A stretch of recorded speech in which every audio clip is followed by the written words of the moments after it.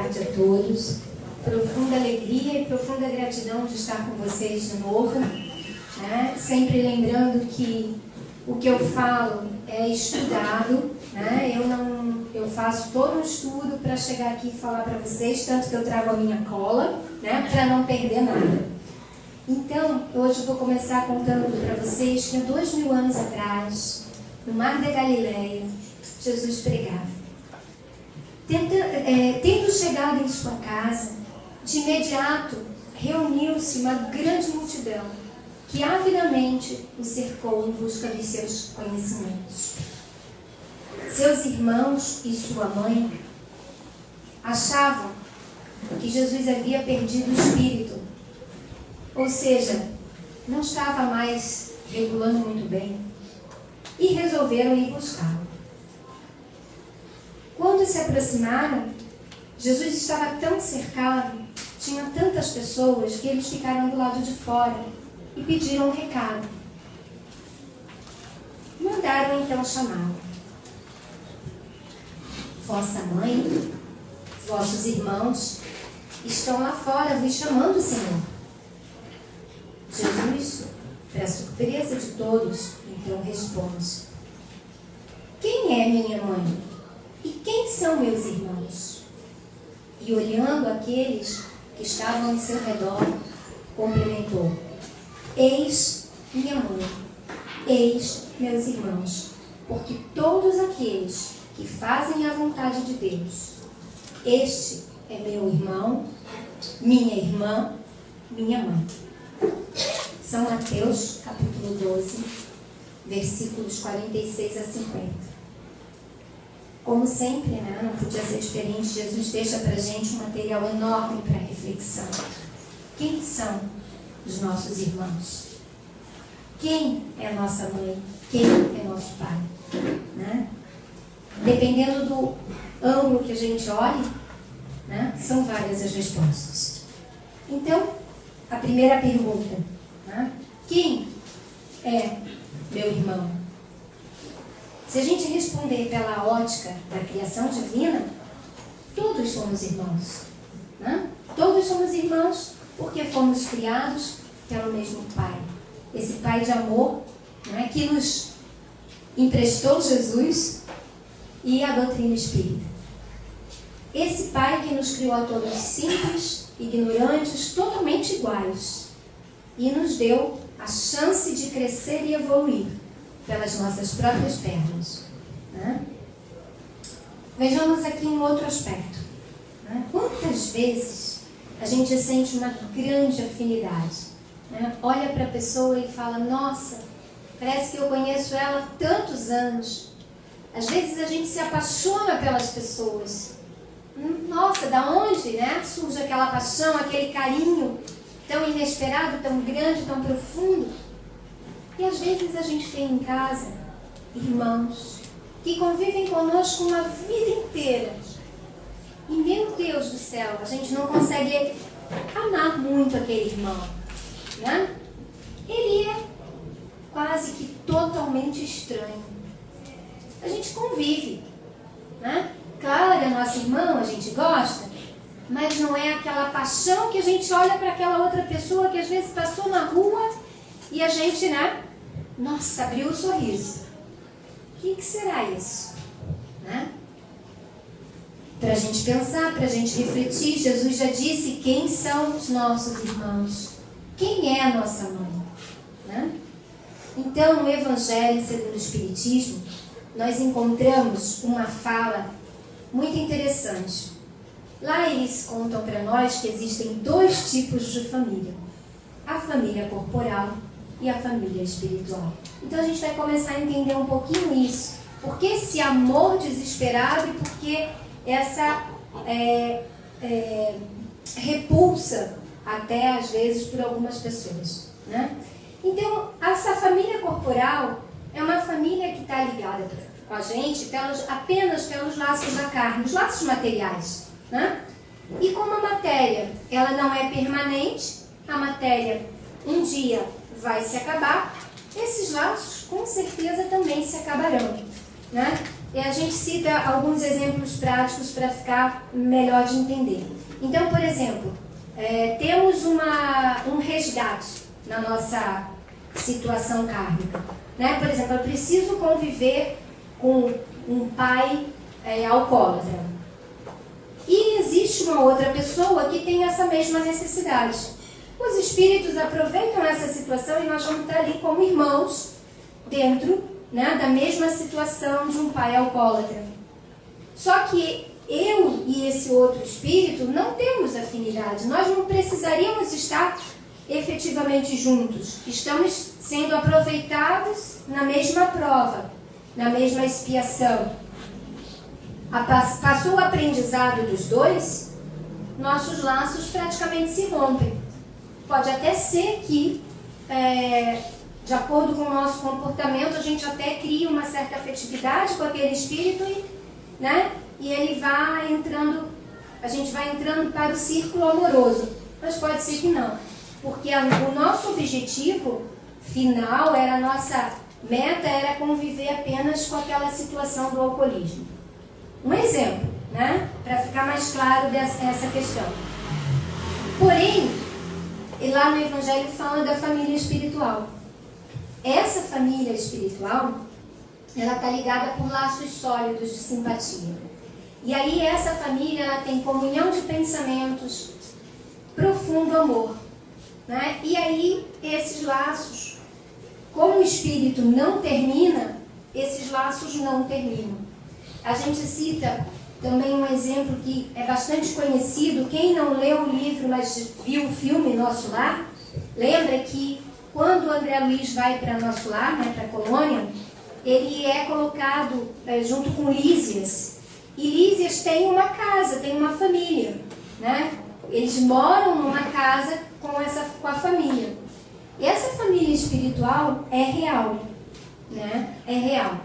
Então nós organizamos as nossas casas. Assim que a gente chega, muitas vezes a gente precisa ser tratado em hospitais, mas depois a gente vai para as nossas casas, para as nossas famílias espirituais. Né? Então, esse laço é muito, muito forte, não se desfaz. É por isso que às vezes a gente está, né, no planeta Terra, reencarnado, e a gente encontra alguma pessoa que conviveu com a gente, que faz parte desse elo amoroso, e mesmo que a gente não esteja juntos naquele momento, a gente jamais se separa. Né? A gente não está junto só ali naquele pequeno espaço de tempo, mas se a gente esbarra com essa pessoa na rua, a gente já sente o amor, já sente uma atração. Se a gente entra no ambiente, começa a conversar, aquela pessoa já se destaca para... Né? Aquele amor já vem muito forte. É claro, né, que a gente não pode ficar só assim. Ah, você é da minha família espiritual, então vem comigo, dá a mãozinha, nós somos só nós duas. Não.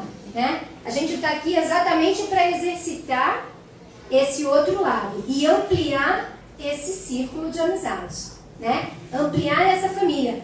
Afinal, o que foi que Jesus disse? Né? Que nós somos irmãos em Deus. Né? Quem é meu pai e quem é minha mãe? Todos, porque todos são criados por Deus. Então, assim, nós estamos exercitando o lado amoroso. Nós temos que ampliar a nossa família. Né? Quanto maior a nossa família espiritual, mais fácil se torna o caminhar. E a gente vai ver no decorrer aqui por que isso também. Então, assim, é necessário a gente lembrar, né, que o corpo procede do corpo. Ou seja, os pais biológicos, eles nos oferecem o corpo físico, o corpo material, esse envoltório, essa vestimenta, esse veículo, conforme você queira chamar. Né?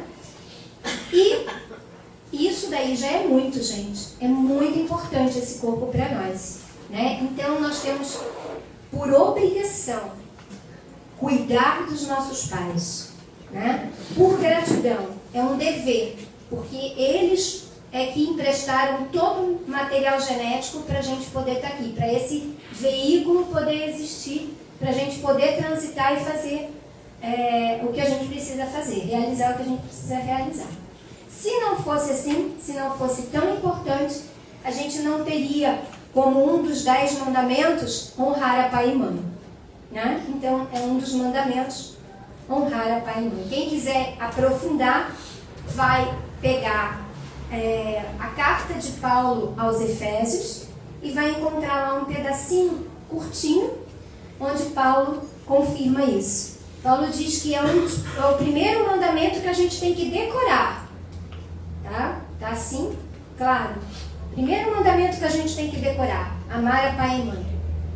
Então, quem tiver interesse pode dar. É bom que fica gravado, que aí o pessoal não esquece, tá? Lá em Efésios é a carta que Paulo escreve. Bom, o corpo procede do corpo, né? E aí? E o espírito? O espírito, como que acontece? O espírito não procede do espírito. Procede?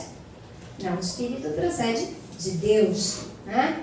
Ele é pré-existente porque ele é criação desse Pai. E novamente a gente reforça, né? Que esse Pai nos criou todos simples, ignorantes, para nos dar a oportunidade de aprendizado. Os filhos, então, a gente pode ir um pouquinho mais longe e concluir. Esse filhinho lindo que a gente ganha não é nosso. Isso é muito sério, né?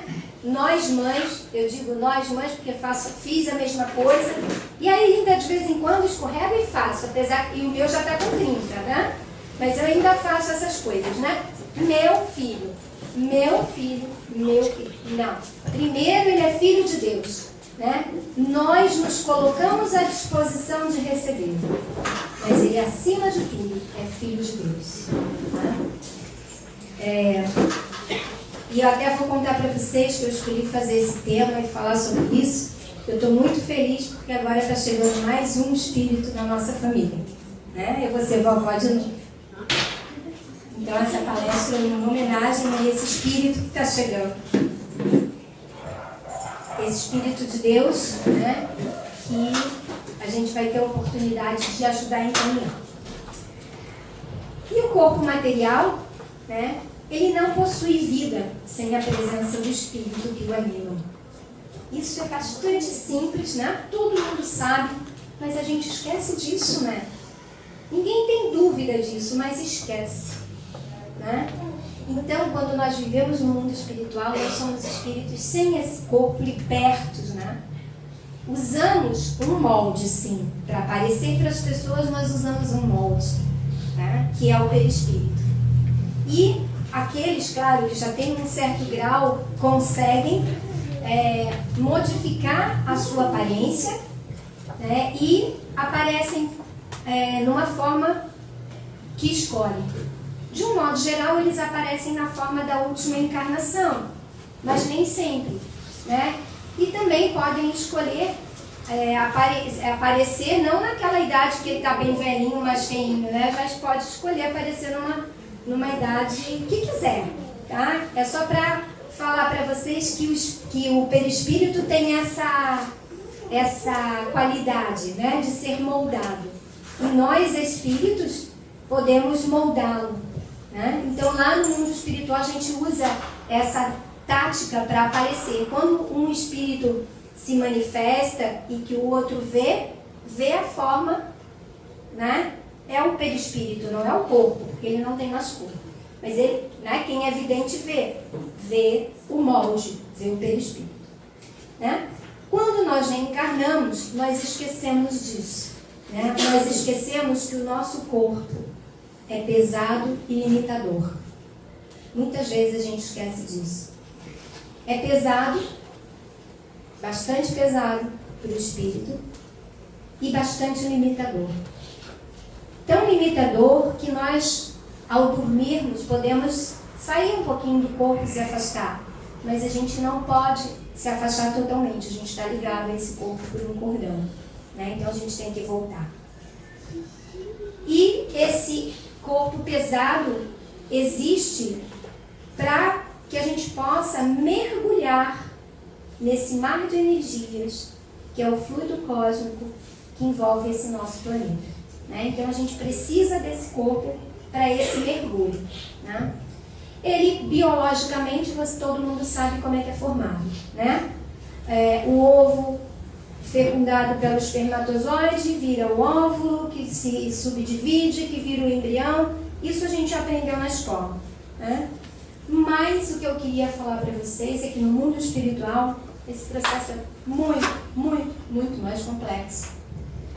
Tão mais complexo que geralmente ele se inicia muito tempo antes, né, da gente tomar a decisão de que vai voltar ao planeta.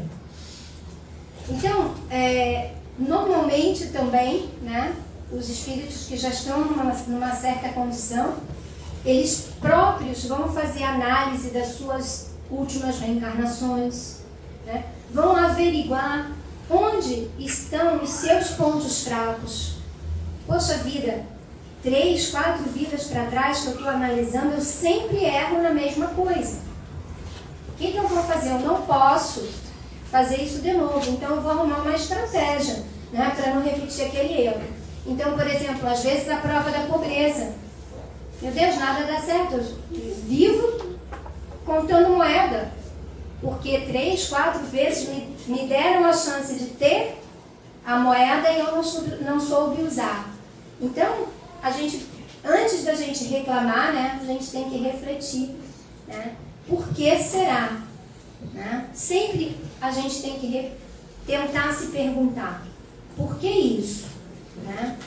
Então, a gente observa esse trabalho, é realizado junto com auxiliares, né, com espíritos que são especialistas.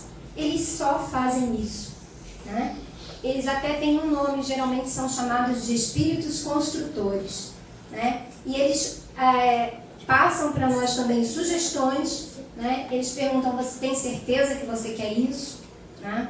Você não acha melhor que tal, né? Talvez você possa seguir por esse caminho. Então eles dão sugestões, eles ajudam nas nossas escolhas e eles fazem mapas, verdadeiros mapas e gráficos da nossa próxima encarnação, do nosso próximo corpo.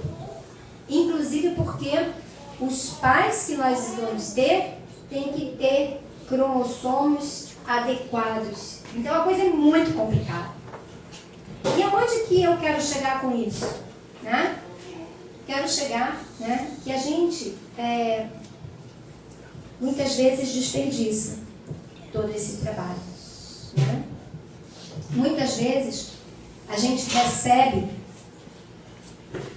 muitas vezes eu diria sempre, a gente recebe muita ajuda dessa nossa família espiritual.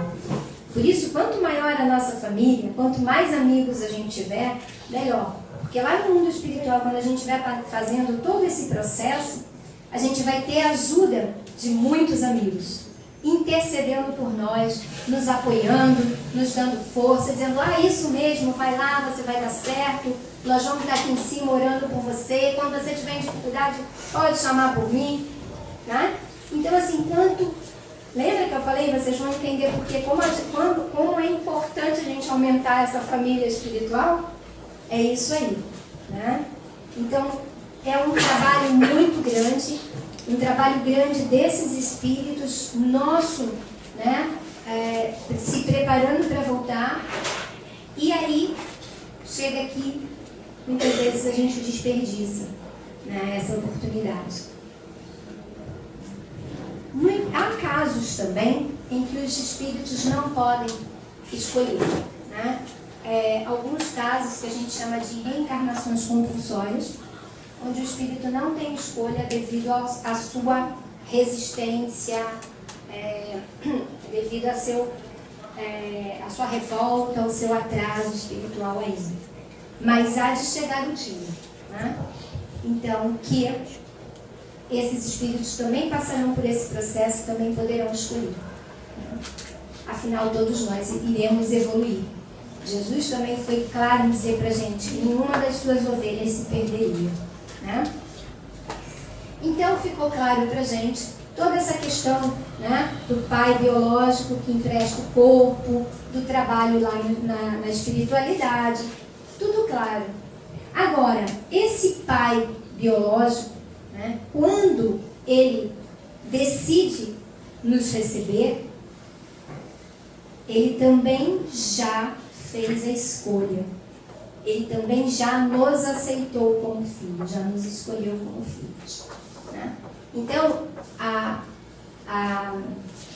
o comprometimento, ele é mútuo. Né? Então, a gente precisa entender que ao aceitar receber um espírito, né, não é só aquele bebê lindo que a gente aperta, que a gente cheira, que tem um cheiro inconfundível, né, aquela coisa mais gostosa do mundo. Não é só isso. Né? Ao recebê-los, nos comprometemos com o seu desenvolvimento intelectual e espiritual. Nos comprometemos no desabrochar dos seus dons, dos seus talentos, das suas qualidades. Nos comprometemos em elevá-los espiritualmente. Então, estamos completamente ligados, interligados nessa árdua, difícil tarefa de educação. E a gente sempre brinca, né, que filho não vem com manual de instrução, nem com botão de desliga. Às vezes a gente está morta de cansada, né? E a criaturinha está com gás. E a gente pensa, meu Deus, não tem um botãozinho de desliga. Não tem. Então, quando vocês decidirem ter filhos, cuidem, porque a decisão é séria. Né? E o manual de instrução também não vem. Né? Então, é tudo por nossa conta. Quando chega aqui, é por nossa conta. Então, a educação ela é muito ampla. Né? E ela deve contemplar todas as áreas da nossa vida. São os valores que a gente tem que ensinar, né? Os valores pessoais, sociais. Não podemos criar as crianças, né, de uma forma que ela vive sozinha. Ela vive em sociedade. Fatores emocionais, a educação religiosa, qualquer que seja a religião, a criança precisa de um elemento que a conduza, né? A educação alimentar é importantíssima para cuidar da saúde, para cuidar do veículo físico. A educação ecológica, temos que cuidar dos nossos filhos para que eles não desperdicem, porque senão o que terão no futuro, né? Os netos, os bisnetos. Então, a educação ela é muito ampla, muito complicada. Né? A gente precisa cuidar muito em oferecer a real afetividade. Hoje, a gente não oferece afetividade. Hoje, a gente faz jogo. Né? Então, é muito fácil assim, ó. Deus vai te castigar, hein? Você cuida, porque Deus vai te castigar. Papai não vai mais gostar de você. Isso é um jogo de poder. Né? Isso é um jogo de humilhação. A gente precisa cuidar muito. Isso não é ser amoroso, isso não é ser afetivo.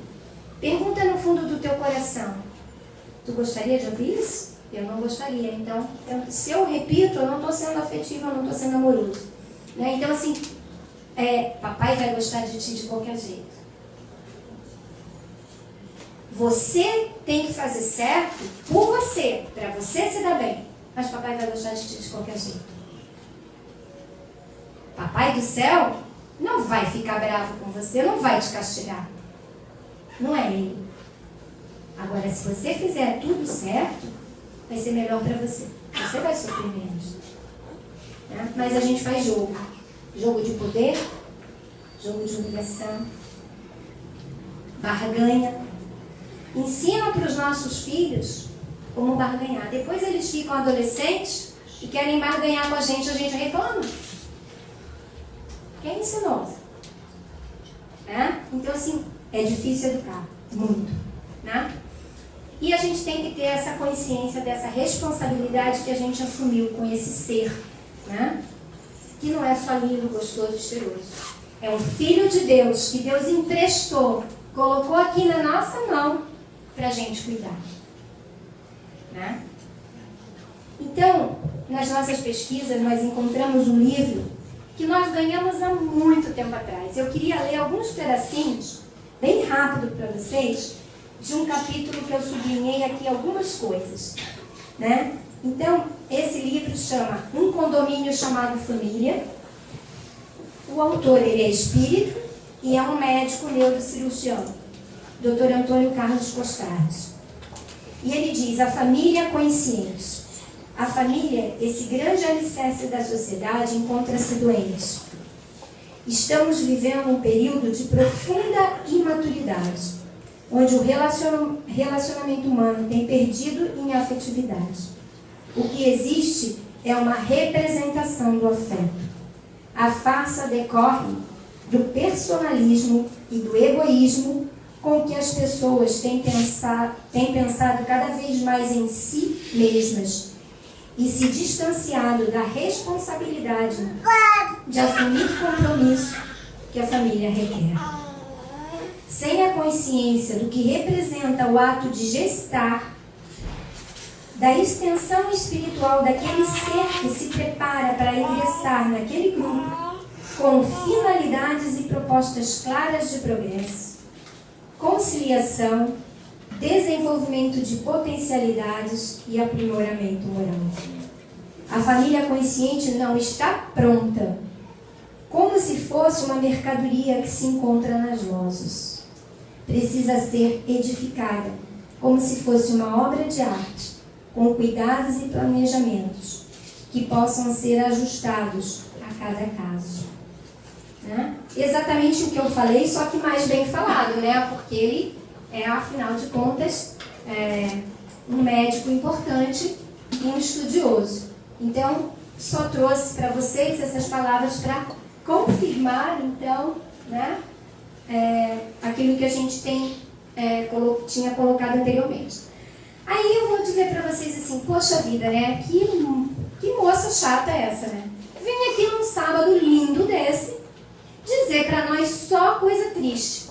Que ser pai, que ser mãe, que ser vô é algo muito difícil e não sei o quê. Será que ela não vai dizer nada bom para nós? Né? Não, né? Será? Deus só coloca pra gente dificuldade, né? Bota um espírito complicado na nossa mão, vira as costas, vai-se embora e a gente que se vire. Não é assim que acontece, né, gente? Primeiro, que a gente teve a responsabilidade junto, a gente aceitou, né? E segundo, que Deus não fez isso. Isso a gente faz com os filhos quando a gente diz que o Papai do Céu vai brigar, né? Pelo contrário,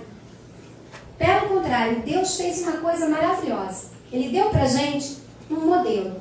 Se a gente seguir esse modelo, não tem erro, né? O que ele deu pra gente? Jesus, seus ensinamentos, e depois ele ainda trouxe a doutrina espírita, né? Que também vem reconfortar, que também vem esclarecer, né? Mas Jesus é o grande modelo, né? E só tem então uma saída pra gente, né? Seguir os ensinamentos de Jesus. Aí a gente vai ver que a coisa fica mais fácil, bem mais fácil, né? Não exime a nossa responsabilidade, mas fica mais fácil. E o grande ensinamento de Jesus, que eu sempre gosto de trazer, sempre gosto de lembrar, se vocês ficarem com o DVD, vocês vão ouvir isso em quase todas as palestras, né? Porque tudo que Jesus falou se resume numa frase. E essa frase é amar a Deus sobre todas as coisas e ao próximo como a si mesmo. E o dia que a gente conseguir, né, após bastante treinamento, a gente conseguir fazer isso, aí a gente já encontrou o caminho. Aí a gente não vai ser mais, né, uma pessoa pela metade. E aí eu trouxe para vocês mais uma coisinha rápida para ler. Dá tempo ainda da gente ler? Tá? Então eu vou ler para vocês, é de Chico Xavier. Tá? A gente pode morar numa casa mais ou menos, numa rua mais ou menos, numa cidade mais ou menos, e até ter um governo mais ou menos. A gente pode dormir numa cama mais ou menos, comer um feijão mais ou menos, ter fé mais ou menos e acreditar mais ou menos. E eu ousaria complementar, ser pais mais ou menos. Né? Que Deus nos ajude a não correr o risco de se tornar uma pessoa mais ou menos. E que os nossos filhos também não sejam pessoas mais ou menos. Que sejam pessoas que possam cumprir o amar a Deus sobre todas as coisas e ao próximo como a si mesmo. Obrigada. Então, amigos, obrigado por terem assistido esse vídeo. Se vocês gostaram, cliquem no polegar para cima que está aqui embaixo. E também no botão inscreva-se, que está desse lado. Assim, sempre que vocês entrarem no YouTube, receberão notificações de vídeos novos e estarão ajudando a continuarmos divulgando os conhecimentos espíritas na rede. Muito obrigado.